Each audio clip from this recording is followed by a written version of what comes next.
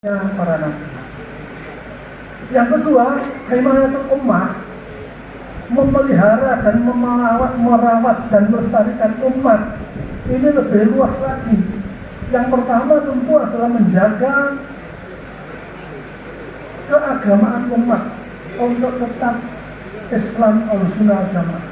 Yang kedua adalah membina kondisi sosial ekonomi umat yang ini seharusnya diterjemahkan ke dalam program-program real kepengurusan Nahdlatul Ulama. Paling tidak, itu yang paling mendesak saat ini oleh warga NU itu adalah yang pertama soal ekonominya, yang kedua soal kesehatannya, dan yang ketiga soal pendidikannya. Hadirin sekalian, kalau sekarang sudah alhamdulillah, tadi dikatakan ada profesor yang jadi pengurus ranting, alhamdulillah. Tapi pada tahun 50-an itu mencari sarjana di NU itu sama dengan mencari penjual es jam 1 malam pada musim hujan. Itu istilahnya Kiai Wahid Hasyim ini. Jadi sulit sekali. Sekarang sudah banyak para doktor, profesor tersebar di mana-mana, alhamdulillah. Walaupun demikian, mayoritas warga NU yang kurang lebih 40% dari penduduk Indonesia yang 150 ini, dari sisi pendidikannya masih perlu ditingkatkan. Oleh karena itu, maka fokus program PWNU Jawa Timur yang baru ini dalam hal pendidikan itu adalah yang pertama meningkatkan kualitas pendidikan. Mulai dari ibtidaiyah, malah PAUD juga, sampai sanawiyah, sampai aliyah, sampai al-jami'ah atau universitas, seluruhnya ditingkatkan. Dan alhamdulillah sudah mulai unu itu, Nahdlatul Ulama Surabaya, Nahdlatul Blitar, mana saja, itu menunjukkan prestasinya. Ini sangat perlu dikembangkan. Ini merupakan salah satu program dari pengurus Nahdlatul Ulama. Di samping itu, kalau kita baca WA Group dan YouTube dan sebagainya, prestasi anak didik kita di Ma'arif itu sangat membanggakan. Bukan saja dalam nasional, tapi juga internasional. Olimpiade matematik dan sebagainya, alhamdulillah cukup baik. Ini perlu ditingkatkan. Kemudian berikutnya masalah ekonomi, tadi banyak kita menyebutkan bagaimana mengembangkan ekonomi warga itu sedemikian hingga sebagian besar warga ini menjadi sejahtera dan baik. Juga kesehatannya, kita alhamdulillah bersyukur di sana sini sudah banyak rumah sakit milik Nahdlatul Ulama. Fungsinya kemudian adalah perlu ditingkatkan pelayanannya dan kualitasnya. Karena apa? Karena kita bersaing secara fair di dunia nyata dengan memasukkan ke rumah sakit. Baik, ini Himmayatul Ummah. Yang ketiga adalah Himmayatul Daulah. Kita patut bersyukur di Indonesia ini bahwa Nahdlatul Ulama ini bisa menjadi sisi lain dari mata uang dari pemerintah. Kalau di pusat ada PBNU, di sana ada pemerintah pusat. Di wilayah ada PWNU, di sana ada pemerintah provinsi. Kalau di sini ada PCNU, ada pemerintah kabupaten, dan seluruhnya sampai kecamatan, desa, bahkan perguruan anak ranting. Itu patut kita disyukuri dan terbukti adanya jantiyah Nahdlatul Ulama yang seperti itu, yang sejak lahirnya sampai sekarang tidak pernah memberontak pada negara, itu support yang sangat tinggi untuk keamanan. Hal sekalian, keamanan itu sangat penting. Ini selalu saya ingatkan pada rakyat itu. Nabi Ibrahim itu ketika mendirikan negara, yang disebut pertama adalah wa idza qala Ibrahim rabbij'al hadza baladan aminan. Ibrahim berkata, wahai Tuhanku, jadikanlah negara yang akan saya bentuk ini sebagai negara yang aman. Ketika saudara di Mekah, rabbij'al hadzal balada aminan. Ketika jadi itu, kenapa? Karena keamanan itu merupakan unsur penting, merupakan syarat perlu untuk membangun bangsa dan negara. Saya selalu mewanti-wanti kepada kita semua betapa buruknya apa yang terjadi di Timur Tengah yang disebut sebagai Arab Spring. Nah, saya contohkan itu Libya misalnya.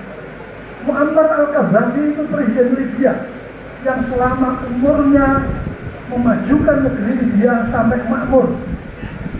Semua irigasi peradaban maju dan rakyatnya bisa dibiayai sekolahnya mulai dari PAUD sampai universitas tanpa bayar dan sebagainya. Bahkan saya pernah itu foto iri kawan saya dari Libya ketika sakit di Newcastle sana, saya sambangi di kamarnya itu kamar yang paling mewah, rumah sakit yang paling mewah, terus di mejanya itu ditulis semua biaya ditanggung pemerintah Libya. Sekarang umatnya diadu domba oleh orang lain, diprovokasi seolah-olah Muammar al-Qaddafi adalah tiran, diktator, bejat moralnya dan sebagainya, kemudian ditumbangkan bahkan dibunuh secara kejam oleh rakyatnya sendiri. Yang terjadi sekarang apa? Libya terpuruk dan menjadi miskin, tidak bisa kembali makmur seperti zaman Gaddafi. Demikian juga Irak dan demikian juga Syria. Kalau seandainya Syria itu tidak di-backup oleh Cina dan Rusia, itu contoh bagaimana orang lain mengadu domba bangsa tertentu, dan ketika terjadi pertarungan antar bangsa itu, yang terpuruk adalah bangsa itu sendiri. Oleh karena itu saya mengingatkan bagi diri saya dan juga warga NU, mari kita jaga keamanan negara Kesatuan Republik Indonesia. Karena negeri ini adalah rumah kita. Kalau negeri ini ambruk, maka kita yang ambruk.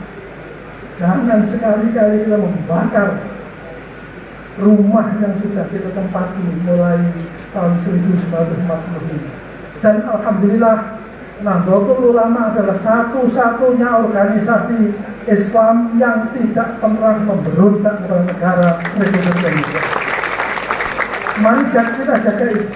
Kenapa? Akidahnya jelas. Memberontak kepada negara yang sah adalah bughad, dan itu hukumnya haram. Sahnya bagaimana? Sah menurut konstitusi yang disepakati bersama. Disepakati bersama ini penting, karena itu mengikuti sunnah Rasul. Coba, ketika Rasulullah Muhammad SAW mendirikan negeri Madinah, beliau membuat konstitusi yang namanya Mitsaqul Madinah. Itu adalah kesepakatan bersama penduduk Madinah yang terdiri dari muhajir yang muslim, ansor yang muslim, orang Madinah masih belum Islam, orang Nasrani, orang Yahudi dan sebagainya, diikat menjadi satu kesatuan umat yang sama, ditegakkan keadilan, berkewajiban untuk membela negara bersama-sama dan menegakkan ekonomi bersama-sama. Namanya Mitsaqul Madinah, itulah konstitusi tertulis yang tertua. Kita ini alhamdulillah sudah memiliki Pancasila dan Undang-Undang 45. Itu perlu kita jaga sebagai ikatan bersama, kesepakatan bersama untuk menjaga negara Kesatuan Republik. Hadirin sekalian, jadi 3 itu tugas ulama. Himayatul din, himayatul ummah, himayatul kaulah. Mudah-mudahan kita ingat semua. Yang kedua, tentang tata kelola berorganisasi. Ini ada makalah yang saya sampaikan, yang ini matanya banyak macam-macam. Saya mengikuti matan yang disebutkan oleh Wakil Rais Am, yaitu Kiai Anwar Iskandar. Dia bilang begini, "La jama'ata illa bil idarah, wala idarata illa bil imamah, wala imamata illa bil ta'ah, wala ta'ata illa bil ilm." Tidak ada perkumpulan itu tanpa diorganisasi. Dari kita ini yang punya 40% Indonesia dalam waktu lama ini harus diorganisasi, dan alhamdulillah kita sudah punya waktu lama, dan pengorganisasinya harus baik. Jangan membuat stigma jelek terhadap waktu lama. NU seperti itu, misalnya undangan ke kone jangan merusak tidak boleh. Konverkap katanya jam 9, jam 10 baru dimulai, tidak boleh. Kalau harus baik. Awalnya jam 9, saya berangkat dari Surabaya jam 4.30. Habis subuh, sholat, sampai sini jam Enggak, alhamdulillah. Enggak, saya jam 9 mulai, ternyata enggak. Jadi sempat kopi, bergelas-gelas kopi. Jadi terkelola dengan baik. Iya. La idarata illa bil imamah. Organisasi tidak bisa lulus tanpa kepemimpinan. Kita pun ada jenjang kepemimpinan yang jelas. Mulai anak ranting, MWC, PC, PW, PI. Ini harus melihat fungsinya masing-masing. Anak ranting, mari kita bina kedukuhan kita menjadi kedukuhan yang adil, makmur. Tugasnya adalah ranting pedesaan, MPC kecamatan. Nanti itu kalau kita sudah menghadap Allah SWT yang ditanyain malaikat itu bukan bagaimana negara desamu, pengurus ranting ditanya bagaimana rantingmu, kenapa kamu jadi pengurus ranting kok tidak tahu kerja. Ini yang ditanyakan oleh malaikat. Sama, nanti bedanya juga begitu. Makanya kamu jadi sekretaris wilayah, tidak mau kerja, tidur saja. Jangan, tidak akan ditanya tentang yang lingkup di luarnya. Lain kalau mau nafsan illa usaha, laha maka sabat, wa alaiha maka sabat. Ini bidangnya masing-masing. Oleh karena itu, mari dalam hal imamah ini kita tegakkan pada lingkup kita itu. Nah, imamah illa biqa'ah. Tidak ada kepemimpinan itu kecuali dengan ketaatan. Nah, ini yang penting. Juga saya mengingatkan ini, kalau konvercat ini sudah dilakukan dengan baik, sudah dipimpin dengan baik, sudah merujuk pada Perkum dan ART Nahdlatul Ulama, dan sudah diputuskan, maka yang kita lakukan adalah sami'na wa ata'na. Yang terakhir, wala ta'ata illa bil ilm. Tidak ada ketaatan kalau tidak ada pengetahuan. Nah, dalam kasus konvercat ini akan diberitahukan bahwa aturannya seperti ini, yang boleh memilih ini, mulainya begini, dokumennya begini, sebagainya. Kalau sudah tahu semua seperti itu, mari kita taati bersama. Dan begitu organisasi kita itu menjadi baik dengan tata kelola. La jama'ata illa bil idarah, la idarata illa bil imamah, la imamata illa bil qa'ah, wa la qa'ata illa bil ilm. Mudah-mudahan yang disampaikan oleh Wakil Rais Am Kiai Anwar Iskandar ini bisa kita ingat, khususnya mulai sekarang. Baik, yang terakhir, hadirin sekalian, untuk konvercat ini kita sudah merujuk pada Perkum dan ART Nahdlatul Ulama. Semua dokumen-dokumen pengaturan itu sudah disampaikan secara tertulis WA oleh Pak Farudin yang datang ini kepada panitia dari sini, termasuk segala macam tata caranya. Pagi-pagi juga saya mengingatkan pada panitia itu, dalam registrasi sana itu sudah ada petugasnya. Ketika utusan dari MWC datang, maka yang pertama harus menunjukkan surat mandat, terus didaftar, terus memberikan amplop yang isinya itu adalah calon-calon ahlul halli wal aqdi, terus dimasukkan dalam kotak ahwa. Setelah 19 MWC datang semua, masuk semua, maka kotak ahwa itu disegel dan disimpan oleh panitia. Kotak ahwa itu nanti baru dibuka pada sidang pleno keempat, dipimpin langsung oleh PBNU. Nanti siang insya Allah wakil dari PBNU. Itu ketentuannya. Nah, kemudian persidangannya bagaimana? Persidangannya juga seperti itu. Setelah pembukaan ini, maka sidang pleno pertama adalah menetapkan tata tertib. Nah, tidak seperti dulu. Kalau dulu tata tertib itu didiskusikan ini, itu, dan sebagainya. Sekarang tidak. Tata tertib itu sudah ada template-nya dan mengacu pada Perkum dan ART. Untuk semua wilayah sama. Sehingga tata tertib konverwil wilayah Jawa Timur, Jawa Barat, Jawa Tengah, dan lain-lain semuanya sama, tinggal mengganti nama wilayahnya masing-masing. Demikian juga Konvercap sudah ada template-nya, tinggal mengganti nama, cabang Tulungagung, cabang Blitar, dan seterusnya. Oleh karena itu, maka dalam sidang pertama nanti itu isinya adalah menetapkan tata tertib yang ini sudah kita pegang. Nanti seharusnya itu dipimpin oleh PDNU. Jika PDNU belum datang, maka sidang pleno pertama itu dipimpin oleh pengurusan selapis di atasnya.